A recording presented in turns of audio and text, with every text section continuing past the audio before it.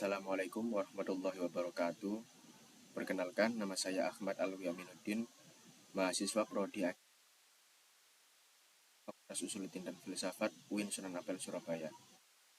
Saya sendiri Ahmad Alwi Aminuddin dan rekan saya Ahmad Salahuddin akan mempresentasikan teori terkait astronomi Islam, teori heliosentris dan relevansinya dengan Al-Quran. Tujuan dari presentasi ini adalah untuk memenuhi tugas materi. Langsung saja. Pengertian heliosentris. Heliosentris dalam kajian ilmu astronomi adalah suatu teori yang mana beranggapan bahwa adalah pusat tata surya, yang mana bumi dan planet-planet lainnya mengelilinginya. Teori ini berbeda dengan teori sebelumnya, yakni geosentris, yang diusung oleh Aristoteles dan Ptolemeus. Geosentris sendiri adalah suatu teori yang menyatakan bumi sebagai pusat tata surya di mana planet mengelilinginya. Cara dan penggagas heliosentris. Teori heliosentris diusung oleh seorang filsuf yang bernama Nicolaus Copernicus pada sekitar abad ke-16 Masehi. Namun, Nicolaus Copernicus sebenarnya bukanlah orang pertama yang memunculkan teori heliosentris. Sebelumnya, pada sudah ada filosof Yunani yang bernama Aristarchus yang mengutarakan bahwa bumi dan planet-planet mengelilingi matahari. Namun, ketika itu, Aristarchus baru sebatas hipotesa, belum dituangkan dalam bentuk karya tulis. Apalagi pada saat itu pendapat Aristarchus tidak sejalan dengan pendapat Aristoteles. Sehingga teori heliosentris Aristarchus tersisihkan oleh teori geosentris yang menganggap bumi menjadi pusat tata surya.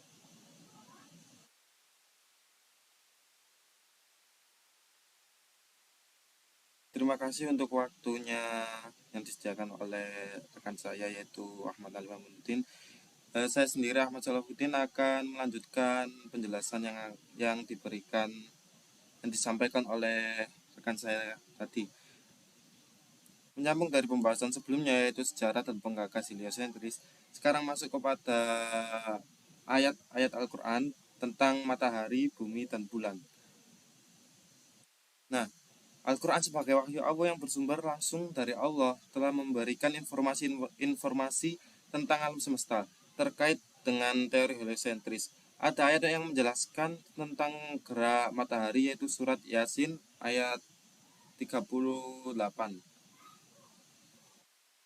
Wasyamsu tajri li mustaqarrin laha, dzalika taqdirul azizil alim.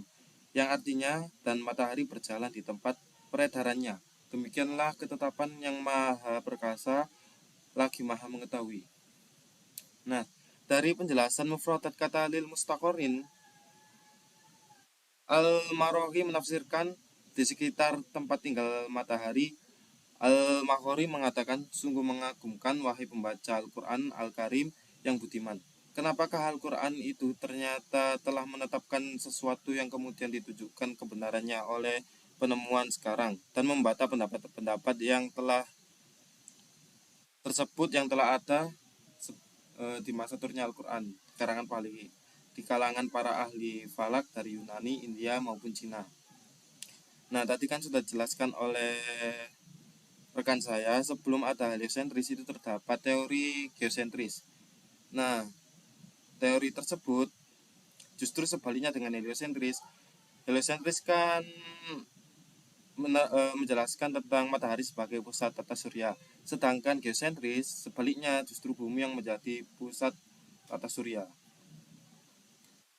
Ternyata teori heliosentris ini juga ada di dalam Al-Quran, yaitu yang sudah saya bacakan tadi.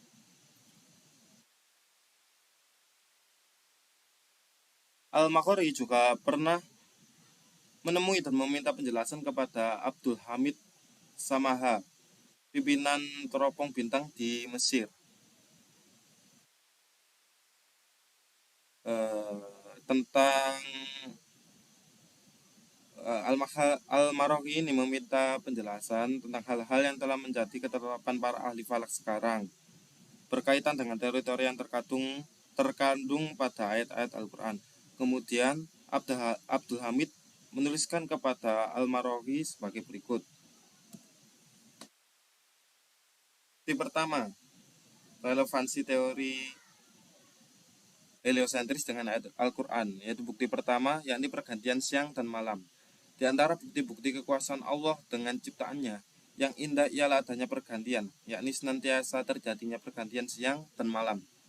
Hal ini telah disebutkan berkali-kali dalam Al-Quran Al-Karim, karena mengingat gejala astronomi ini sangat penting bagi kehidupan umat manusia maupun makhluk-makhluk lainnya yang tinggal di atas bumi. Bukti kedua, yakni gerak hakiki matahari. Pada ahli akhir-akhir ini membuktikan bahwa matahari itu juga mempunyai gerakan lain yang hakiki. Pertama, beredarnya matahari pada kurusnya satu kali pada tiap kira-kira 26 hari. Hal ini ditunjukkan oleh peneropongan terhadap noda-noda matahari, yaitu bintik-bintik hitam yang tampak pada permukaan dari masa ke masa.